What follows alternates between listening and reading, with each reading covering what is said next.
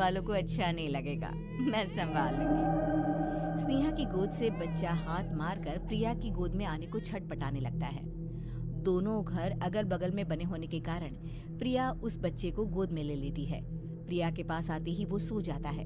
बच्चे का वो स्पर्श रात भर प्रिया भूल नहीं पाती और अगली सुबह वो छत पर कपड़े सुखा रही होती है, तभी उसे एक औरत इशारा करके बुलाती है। स्नेहा कह रही थी बाबू तुम्हारी गोद में आते ही सो गया। मैं गौरी, स्नेहा की माँ हूँ। बहू, घर आना, बाबू को खिला भी लेना। शाम को जब घर पर कोई नहीं रहता, बच्चे से मिलने के लिए प्रिया छिपकर अपनी पड़ोसन के घर चली जाती है और कुछ देर बच्चे को खिलाकर वापस लौट आती है। इसके कुछ दिन बाद ही प्रिया को पता चलता है कि वो माँ बनने वाली है। ममता की खुशी का ठिकाना नहीं रहता।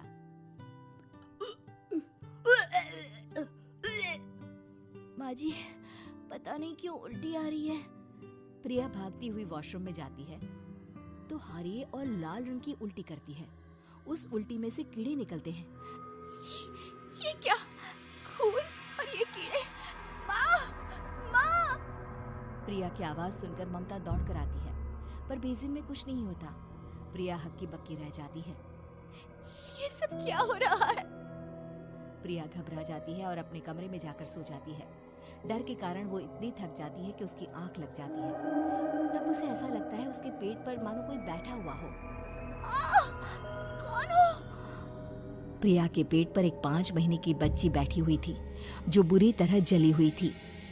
माँ, तुम ही मुझे लाई ना अपने पेट में? मैं तुम्हारी माँ नहीं हूँ। कौन हो तुम? माँ, देखो मैं जल गई बुरी तरह से। 6 महीने पेट में रहने को भी मुझे नहीं मिला। सहला दो ना माँ। बचाओ! बचाओ! माँ! ममता दौड़कर कमरे में आती है। प्रिया की बातें सुनकर वो सब समझ जाती है। तू कहीं बगल वाले घर में तो नहीं जाकर आई ना बहू? मुझे माफ कर दो, मैं गई थी माँ। उस घर में सब मरे हुए हैं बहू। कई साल पहले स्नेहा उस घर में बहू बनकर आई थी।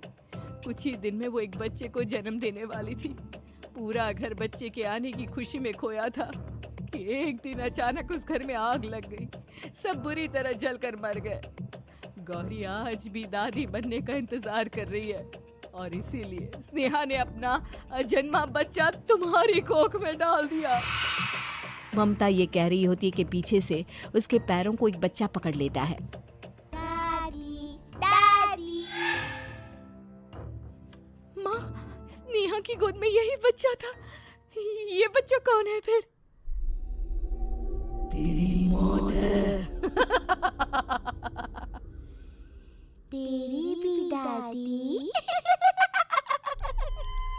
जिस चीज का ममता को डर था वही हो गया। ममता निवास के ऊपर मौत ने चादर बिछा दी थी। प्रिया का पेट ऐसे बढ़ जाता है मानो 9 महीने का हो। 2 हाथ उसके पेट से बाहर निकलते हैं। बहू, संतोष को फोन कर, किसी पंडित जी को बुला बहू। प्रिया का पति भागता हुआ घर आता है। ये तो होना ही था माँ।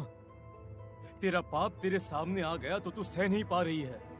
स्नेहा घर में आग लगी नहीं थी, माँ ने लगाई थी, प्रॉपर्टी की लालच में। और वो बच्चा मेरी पहली पत्नी का बच्चा है, मेरा बेटा, जो कि उस आग की चपेट का शिकार हो गया था। मैंने तुमसे ये सब माँ के कहने पर छुपाया था। मुझे माफ कर दो प्रिया। तुम अगर चाहो तो यहाँ से जा सकती हो।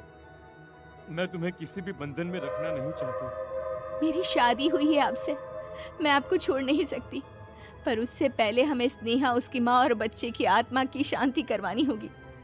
संतोष और ममता गौरी के घर जाते हैं। अंदर सब कुछ जला हुआ होता है।